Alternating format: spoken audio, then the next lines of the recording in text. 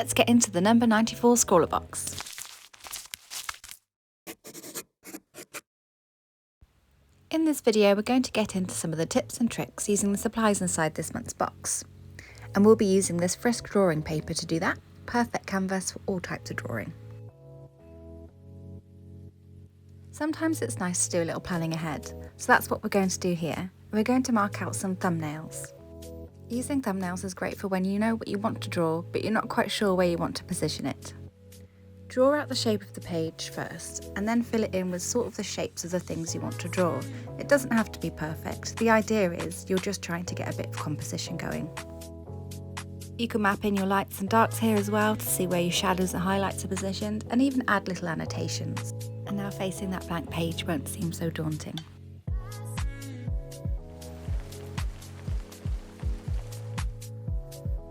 Time to bring that thumbnail to life. And I'm going to start off by drawing a circle, as that's a major part of my background. I'm using a masking tape roll here, but you could use anything round or use a compass. Next, I'm going to use this Tracedown paper by Frisk, as I've pre-prepared a sketch earlier. This saves me drawing all over my main page, making any graphite marks and smudges, as I can just use this to trace down my final sketch. Place the transfer paper between your fresh sheet and the sketch, carbon face down. I'm using the white carbon pencil here just to mark out where the circle is in the page underneath. Then I know where I'm placing my sketch. I'm using my thumbnail as a reference for this. Pre-planning coming in handy already. Sketch in place, I can now trace away with confidence. I'm going to use a sharp pencil so the transfer lines come out more precise. The harder you press, the darker the transfer. You can lighten your transfer lines by using something blunt like the opposite end of the pencil. It's also nice to know this is easily erasable, so I don't have to worry about any mistakes or smudges. And now my sketch is ready to add all the details. This extra step with the tracing paper of course isn't completely necessary. Graphite is erasable of course, so you can just draw what you want and then erase it. Sometimes when you're practicing getting the different elements right, it can take a while, and it can be frustrating when your page gets messy and you start indenting into the page and making lines you don't want there anymore. So by tracing your final sketch down, it means you've got some nice clean lines to work with. So now we're going to start adding in those details. We're going to work in some light layers first. The pencils that come in this kit come in a variety of grades, all of which have a preferred use. HB, B and 2B are great for the first stages of sketching, so that's why I've grabbed the 2B pencil for this part. I'm not going to be pressing too hard as well, because I know I want to add in some of that carbon later. And if I fully burnish the pencil, then the carbon won't want to lay on top of it. All the while I'm sketching this, I am referring back to my reference picture. Because my initial sketch is already done, I sort of trust the proportions are already there, so accuracy isn't my complete aim, but I'm just adding in bits of shading, and it's nice to know that where I'm placing them is actually where they exist. Base shading and sketching done, I can add in some gold for the background. And this pen is super gold, so I was really excited to use it. For an even application of metallic colour, use small circular strokes. I haven't done that here because I wanted a sort of a scratchy effect, although I have to admit that didn't work very well. This pen is super juicy, so it's really hard to get any obvious stroke marks in the first place. Just erasing any unwanted lines and making sure that gold pen is completely dry before I go in with my next layer, the carbon. This messy little stick is great for expressing yourself. It's really good for filling out larger areas and adding in expressive marks. You can switch up the way you hold it and angle it in different ways to play about with different shapes and sweeps of tone. I'm using it here to make some leopard dots. Carbon is notoriously messy. It is dusty, and it will leave a light layer all over your work. Just be careful not to press on it and mix it with the oils in your hands, because then it will just embed itself into the page and make it really hard to get rid of later. I am, however, going to intentionally embed it into the page by using water on a paintbrush.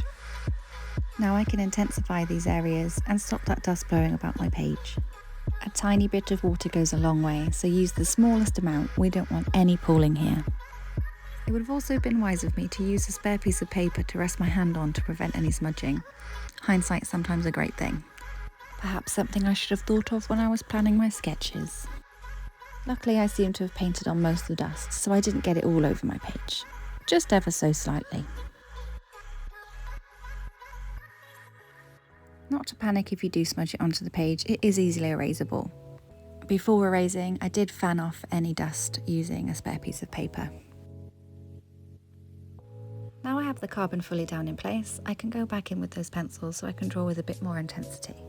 We touched earlier on the variety of grades of pencils, so now I've moved on to a different pencil in this set. 4B, 6B and 8B are all well suited to building up layers of shading and tone, as they tend to be softer but darker in finish.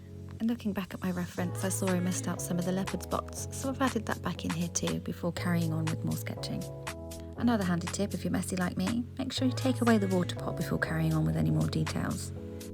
Next up, I'm going to use the white charcoal to do some blending.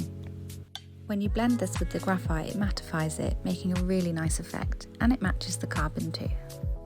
For the next bit, I'm going to be drawing over the gold, so that's why I've grabbed that masking tape roll to make that circle out again, as a good point of reference to add in my details.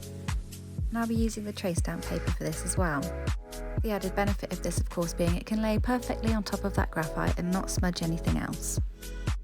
Using that white charcoal pencil again to add in those points of reference, this pencil really has been a lifesaver doing this drawing. As it's white, I can see it straight away on top of the carbon paper, and because it's soft, it's not actually transferring any of the carbon underneath, so it's not leaving any weird lines where I've added in those references. Leaves added, and you can just about see it on the gold. I would recommend pressing a little bit harder when you're going over the gold areas. I'm using the hardest pencil in the set to go over the gold, H. This way the lines will be crisp and clean and you can see them perfectly on the gold. Adding in one more for luck, and I'm going to press a little bit harder this time so I can see it a bit better over that gold. That worked much better this time. And still no smudging from that carbon.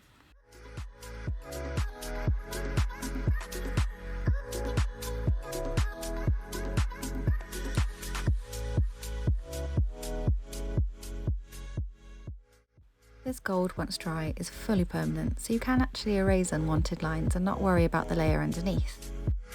As I've been using this eraser with carbon and haven't cleaned it, it's probably advisable that you do that first on a spare piece of paper. If there are any darker lines that you want to get rid of, the gold will go straight back over that, and once dry, you can work back on top with your pencil. Just adding in some lines now for some visual interest. I do love a good bit of mark making. I then decided last minute that I wanted the leopard's eyes to be gold, so I pumped out some of that paint from the pen onto a spare page and then applied it using the pencil. Don't worry, this is easily cleaned off, just sharpen your pencil.